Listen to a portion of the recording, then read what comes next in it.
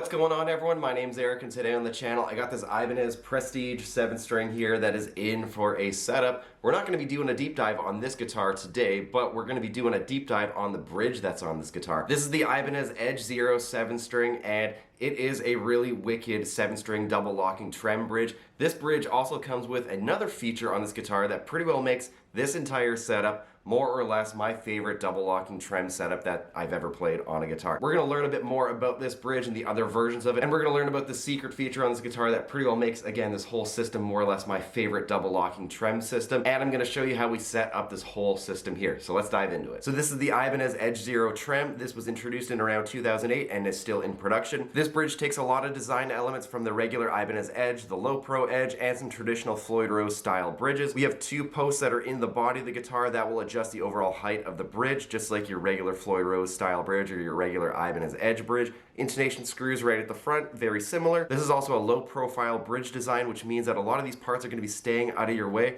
I'm going to get some close-ups here, but as you can see here, these back pieces here, this is where you lock the strings in. Usually on a Floyd Rose style guitar, they're way at the back right here, but on the low profile designs, we have these blocks moved up here, and then we have the fine tuners moved even further back, just to make sure that the bridge is staying out of your way and that it is actually much easier to use and set up. This bridge also has a couple different versions as well. There's also the Edge Zero 2, which is a little bit more affordable, and there's also probably my other favorite Ibanez locking trem, which is the ZR, or the Zero Resistance system. So instead of that bridge sitting on knife edges like this bridge here, or like a traditional Floyd Rose, that bridge is actually going to be sitting on some like roller bearings on the actual adjustment points here to take the bridge up and down. And why Ibanez did that is because a lot of these knife edges usually wear out over time if you're not setting up your guitar properly. And if those knife edges wear out, your Floyd Rose style bridge, or like your Ibanez Edge double locking bridge here, it's not going to return to that neutral flat point here. That's because those parts are wearing out and having a hard time coming back to that neutral point. So Ibanez decided to change it for that Zero Resistance system, or the ZR bridge, and just make it on roller cams, which is again a very cool design. Unfortunately, in 2015, that Ibanez ZR bridge was discontinued as it had some patents and trademark infringements with some other double locking trem systems, so they weren't allowed to sell it in North America. But I'm pretty sure if you are in the Japanese domestic market or the JDM, you're going to be able to still get a ZR trem on your Ibanez guitar. But now, when we flip the back over, this is probably my favorite part of the whole Ibanez ZR Edge Zero system here.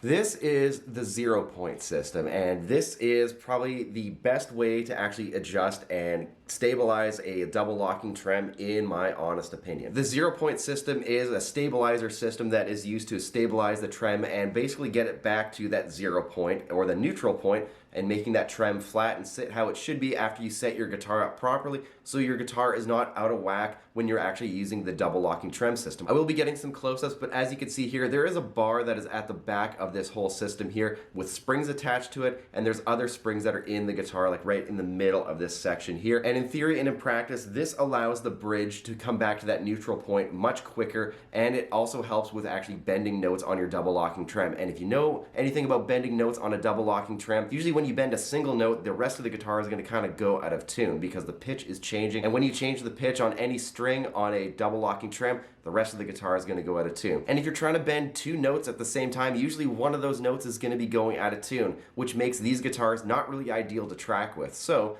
Ibanez designed a system so where you can actually bend two notes at the same time. You do your double stop blues bends and things like that, or you just bend in general, and the rest of the guitar is actually going to stay pretty well in tune. And that's pretty genius in my opinion, because no other company has addressed the issue of bending notes on your double locking bridge like Ibanez did with this. And usually it's just like, it is what it is, and you have to deal with some of your notes going out of tune and not being able to really track with a double locking bridge in the studio. So having this system here really elevates these guitars and makes them like really awesome studio tools as well. Now there's a bit of a downside to this, and it relates to essentially some of your whammy bar or your Floyd Rose like kind of tricks. If you're trying to do some like fluttering techniques or some other like interesting whammy bar techniques, you might not be able to do it because this system is so tight at the back, and it is very much focused on returning to that neutral point right away. So you're not going to be able to do some of those fun tricks as you would on some other double locking bridges. A couple other points here. Now, when you are adjusting a regular double locking bridge, you generally have two screws that go into the body to adjust whether the bridge is sitting like this,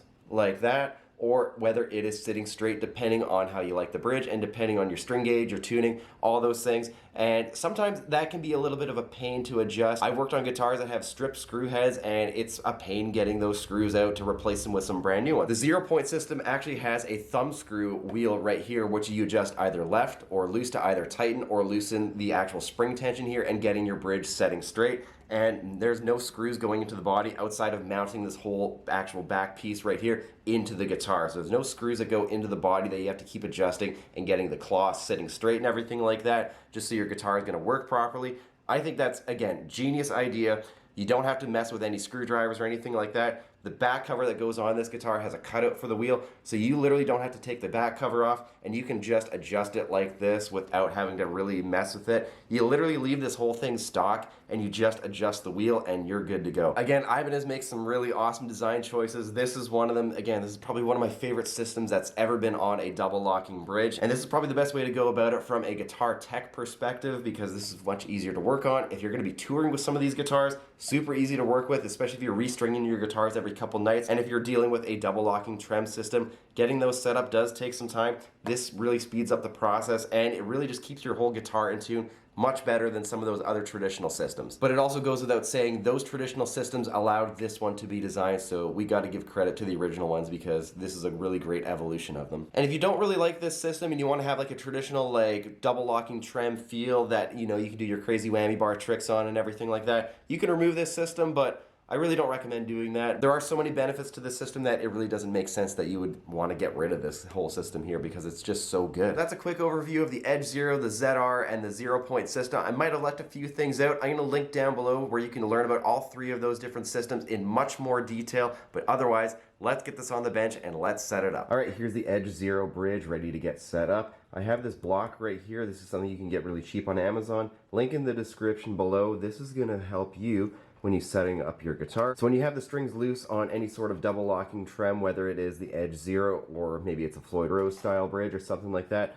when you got the strings all slinky like that, the bridge is actually going to go down because there's no string tension holding it at pitch or where it actually should be. So you get something like this, and then you're going to slide it under here, and that's going to keep the bridge stable when you're actually setting it up and putting new strings on your guitar. Now on some of these Ibanez bridges, you're going to notice that there might be like a bit of a notch in the bridge here, and what you have to do is get that flush with the body here, and the rest of the bridge might be on a bit of an angle, but that's totally normal to how that bridge is set up. But on the side of the base plate of this Edge Zero, there is no sort of notching in here, so what I'm going to do is use the base plate, like this part right here where the Allen wrench is pointing to. I'm going to get that flat and flush with the body of the guitar, and that's going to be the ideal angle that you want to set your bridge at, is basically flush with the body. So at this point, you're going to start tuning the guitar up to your desired pitch, regardless of how many strings are on it. You're then going to leave this back piece right in here. This is going to keep the guitar pretty level and going to keep the bridge pretty level as well. This is something that I do on every double locking trem. We'll see if we really have to do it because the 0-point system on the back might be giving us a lot of help with this. I also noticed when I was setting up the guitar that the action was a little on the high side. So what I'm going to do is just take it down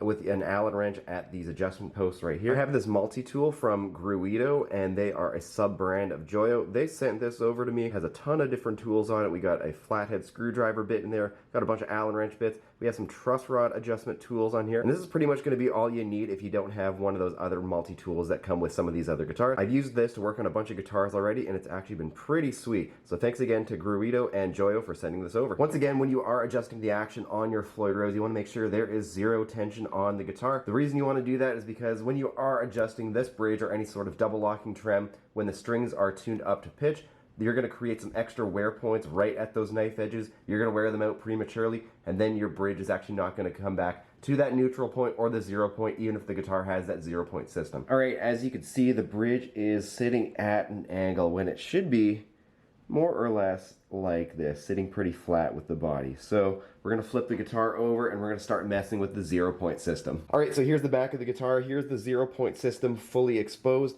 This is the main piece right here that you're going to be adjusting. This is a thumb wheel screw. You can also adjust this by using an Allen wrench as a bit of a guide and moving it back and forth. Although, if you're doing that, you might run into hitting the sides here because there's not a lot of play for an Allen wrench to spin all the way around. This piece is going to be acting like the two screws that are in the claw that go into the body on a traditional Ibanez Edge or like a Floyd Rose style bridge. What we're going to be doing here is simply spinning this wheel either to the right or to the left, if we want to add tension or remove tension. And we're going to do that to correct whether the bridge is sitting like this, like upward, downward, like that. And we want it to be sitting flat for the most part, unless you have a different kind of Ibanez bridge that will naturally sit on a bit of an upward angle. So what I'm going to do here, I'm just going to move this to the left. You can see the spring in there is extending. I'm just moving this with my thumb, and as you can see, very easy to do. No screwdrivers needed. I'm not screwing into the wood or anything. I'm not screwing in on an angle like you would have to do with a Floyd Rose claw or an edge claw or something like that. This is just all done with a thumb screw. Really great design. No messing around or anything like that. And again, Ibanez makes some really awesome designs like this. Not sponsored or anything. This is just from a guitar tech perspective who works on a lot of these. And yeah, this is a really awesome system that they did. After a couple adjustments, just like you would do on any sort of double locking trem style guitar here, we're going to check the tuning. I'm going to tune it up, and then we're going to just see where the bridge is sitting. And if the bridge is either sitting too far down like this, too far up like that, you're just going to keep repeating the process whether you want to screw it to the left or to the right, just so you're getting the edge zero bridge sitting flat. Lastly, we have the fine tuners down here. These are going to work like any sort of fine tuners on any double locking trem. And down here we have our intonation screws, and these are going to operate exactly like any sort of double locking trem intonation screws. So when you play your note open like that, you're going to make sure that the note is in tune, and then you're going to fret it at the 12th fret, and then you're going to pick it again. Now, if the note you play at the 12th fret is too sharp on the tuner in relation to the open note, what you're going to do is loosen this screw here, and you're going to move the saddle backwards to correct that. If the note at the 12th fret is too flat in relation to the note that you play open, you're going to take the saddle and move it forward towards the neck, and that is going to correct that issue. Otherwise, everything that we see up here is going to function just like any other double locking trem. That's going to do it for today's video. Let me know all thoughts and opinions down below, and especially if you learned something new. I look forward to reading all of your comments down below. If you're new here, please consider subscribing. I have tons more guitar setup tutorials as well as other guitar related topics. And if you are a returning subscriber, make sure you hit the bell so you don't miss a single video that I upload. Thanks for checking this out, and I'll see you next time.